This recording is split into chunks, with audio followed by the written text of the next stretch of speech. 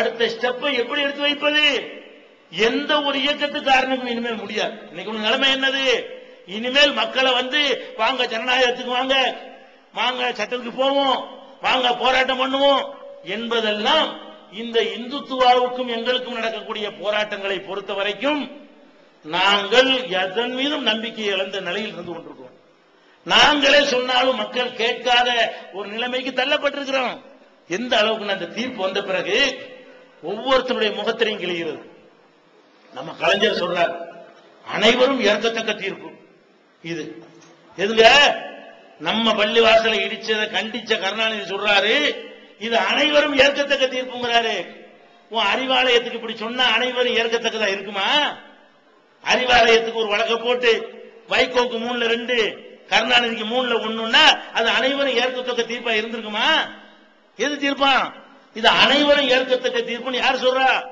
அவர் ஒரு ஈட்டி எடுத்துக்கிட்டு ஒரே குத்துறாரு அப்படின்னு திகைத்தான நிக்கிறோம். என்னடா இது, எங்க இருந்து கண்டிப்பாங்கன்னு பார்த்தா உருவையை கண்டிக்க மாட்டாங்க அப்படி நிக்கிறான். வாய மூடி மௌனமா இருக்கிறாங்க. காங்கிரஸ் நேற்று கூடி முந்தா நாள் கூடி தீர்மானம் போடுறான், அனைவருக்கும் ஏற்கத்தக்க, நாடே சுமூகமாகி விட்டது, நாடே அமைதியாக இருக்கிறது, நாட்டு மக்களே அப்படி ஏற்றுக்கொண்டார்கள். ஒரே ஒரு முலாயம் ஒருத்தன் கத்துனான்.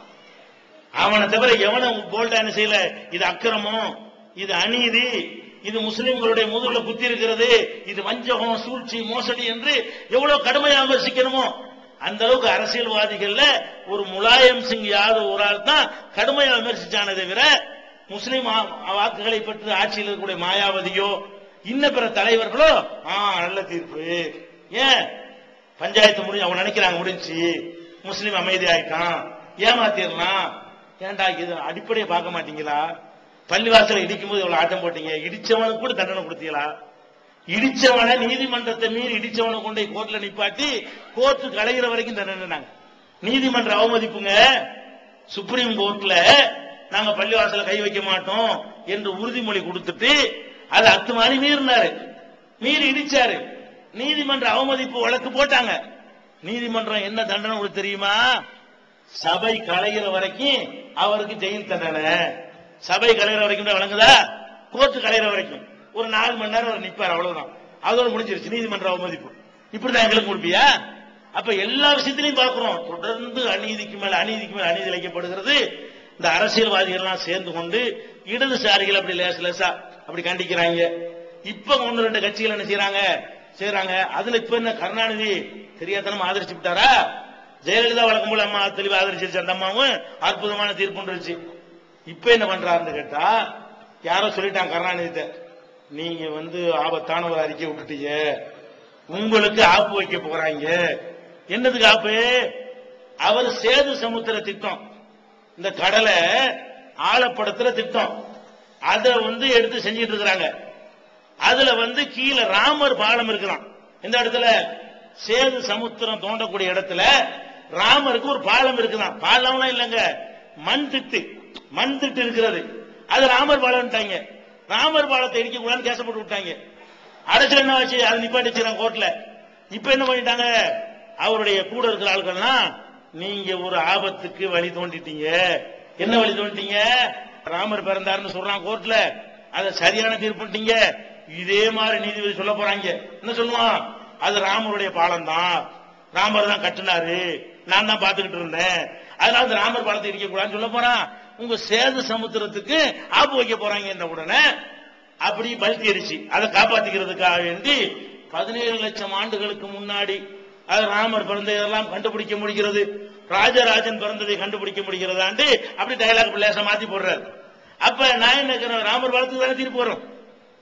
பாபர் மசூதிக்கு வந்த அந்த தீர்ப்பு தான் எதுக்கு வரேன்? ராமர் பாலத்துக்கு வரேன்.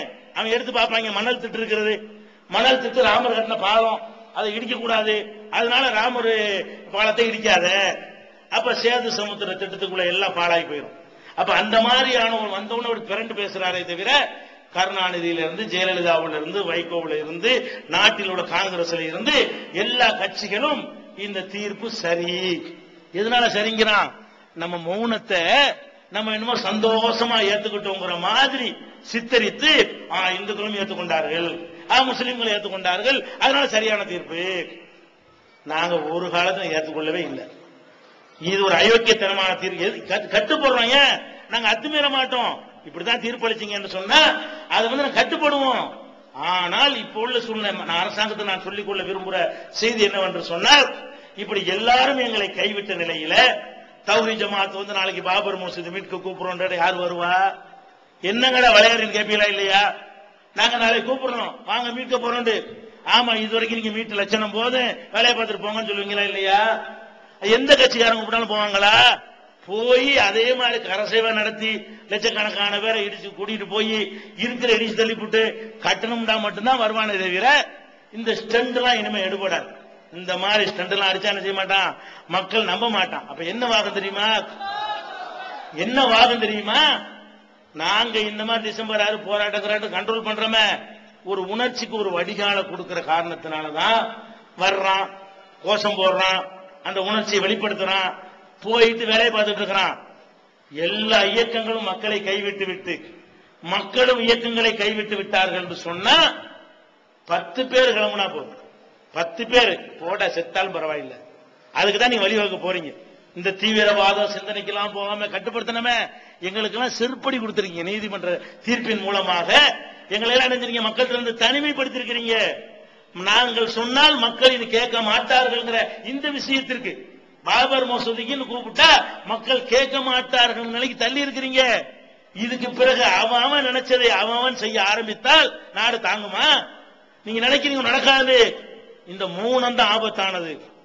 சத்தம் போட்டு ஆபத்து கிடையாது. ஒரு செத்து போயிட்டான்னு வைங்க, கொண்டாட்டி உட்கார்ந்து அழுதுட்டா பஞ்சாயத்து இல்ல, இப்படி உட்கார்ந்து இருந்தா என்ன நடக்கும் சொல்லல, அழுகலன்னு வைங்க, அந்த உணர்ச்சியை வெளிப்படுத்தலன்னு வைங்க, அந்த மௌனம் ஆபத்து.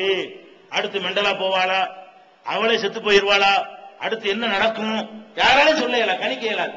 அப்ப அசாத்திய மௌனம் நிலவுகிறது. இன்னைக்கு உங்களுக்கு கணிக்க தெரியல, மக்களுடைய உணர்வுகளை கணிக்க தெரியல. இப்படி நொந்து போய் வெக்ஸாகி போயிருக்கிறோம். எல்லாரும் ஒரே மாதிரியா இருப்பான். 1000 ஒருத்தன் வேற மாதிரி நினைத்தால் அந்த ஒருத்தனை எவனாலையும் கட்டுப்படுத்த முடியாது. கட்டுப்படுத்துறவனையும் போட்டு தள்ளுவாங்க. அதான் இன்னைக்கு உள்ள நிலைமை. அந்த நிலைக்கு எங்க மக்களை இப்ப தள்ளி இருக்கிறீர்கள். இப்ப சுப்ரீம் கோர்ட்ல யாவது, இப்ப கடைசி நம்பிக்கை இருக்கு, சுப்ரீம் கோர்ட்ல யாவது சட்டப்படி தீர்ப்பளிக்க வேண்டும். உச்ச நீதிமன்றத்தில் யாவது சட்டப்படி நீங்கள் தீர்ப்பளிக்க தவறினால், அதை விரைவுபடுத்த தவறினால், உங்களுடைய அரசியல் ஆதாயத்திற்காக வேண்டி எங்களுடைய உரிமைகளை நீங்கள் பலி கொடுக்க நீங்கள் நினைத்தால், எங்களாலும் எந்த இயக்கத்தினாலும் முஸ்லிம் சமுதாயத்தில் உள்ள உணர்ச்சி வசப்படக்கூடிய இளைஞர்களை கட்டுப்படுத்த முடியாத நிலை ஏற்படும்.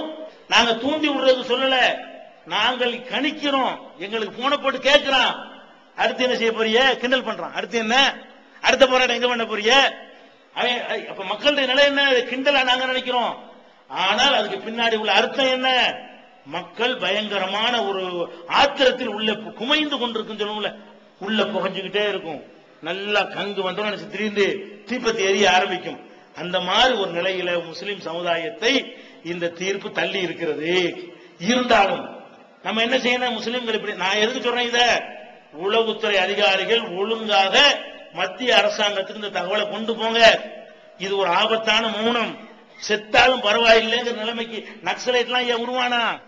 இன்னைக்கு மாவோயிஸ்ட் பிரச்சனை தலைவிரிச்சு ஆடுத, எதனால ஆடுதுங்கிற, அவன் என்ன வன்முறையாளனா பிறந்தானா? இல்ல, போலீஸும் அடக்குறீங்க, மிராசுகளும் அடக்குறீங்க, அரசியல் கட்சிகளும் அடக்குறீங்க, அவனுடைய நிலத்தை எல்லாம் போய் அபகரிச்சுக்கிறீங்க. அவன் எங்கேயுமே கோர்ட்டுக்கு போனாலும் அவனுக்கு நியாயம் கிடைக்க மாட்டேங்குது. அவன் பாக்குறான், போடா எறான், நம்மளே சட்டத்தை கையில் எடுப்போம், அப்படித்தானே உண்டானா?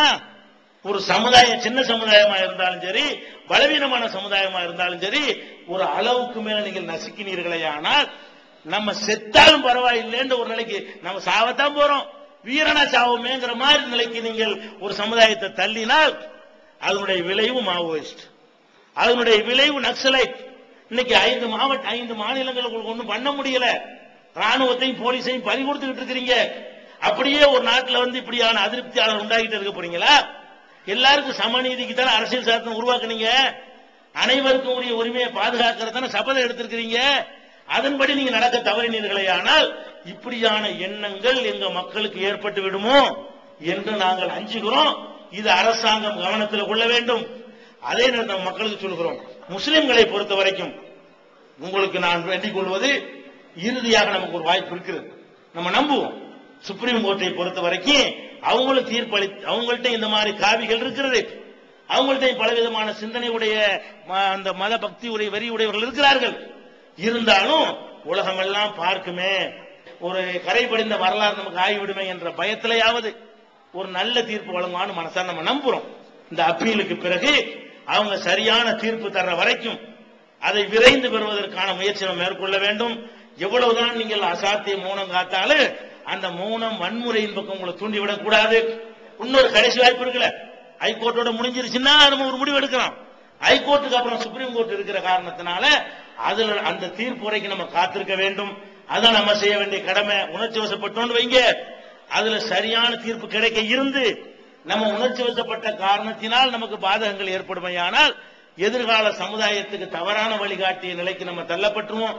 அதனால முஸ்லிம்களுடைய கடமை என்னவென்று சொன்னால், இந்த தீர்ப்பு எவ்வளவு அநியாயமா இருந்தாலும் எவ்வளவு அக்கிரமானதாக இருந்தாலும் நீங்கள் அந்த உணர்வுகளை கட்டுப்படுத்திக் கொள்ள வேண்டும்.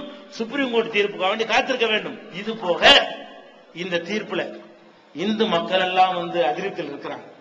என்னங்க இப்படி அநியாயம் பண்ணிருக்கிறாங்க, உங்களுக்கு எதிராக இவ்வளவு பெரிய அநீதி இழைக்கப்பட்டிருக்குது, இப்படி இடிச்சது நாங்கள்லாம் பார்த்துக்கிட்டு இருந்தோமே நினைக்கிறார்கள்.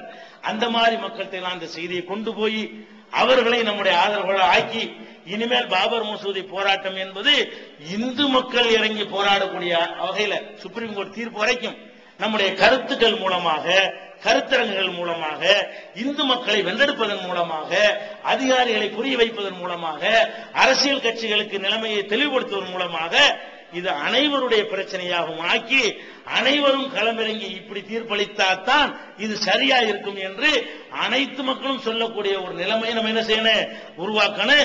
எந்த காலகட்டத்திலையும் உணர்ச்சி வசப்பட்டு நினைச்சிடக்கூடாது, வன்முறையை நம்ம நாடிவிடக் கூடாது, சட்டத்தை கையில் எடுத்து விடக் கூடாது. நம்ம தூர நோக்கோட நம்ம எதிர்கால நன்மையை கருத்தில் கொண்டு, நம்முடைய சந்ததிகளின் நன்மையை கருத்தில் கொண்டு உங்களை அமைதிப்படுத்தத்தான் இந்த கூட்டத்தை நான் கூட்டியிருக்கிறோம். அநியாயத்தை விளக்கிட்டோம், வேற மாதிரியான சிந்தனைகள் உங்களுக்கு வந்துவிடக் கூடாது, எனக்கு வந்துவிடக் கூடாது என்று ஆசுவாசப்படுத்திக் கொண்டு நம்ம மனசுல உள்ளதை கொட்டிட்டோம்னு வைங்களேன், மனசு ஆறி இருப்ப. இந்த அயோக்கிய பயிர்களை பேச வேண்டியதை பேசிட்டோம், சொல்ல வேண்டியதை சொல்லிட்டோம்.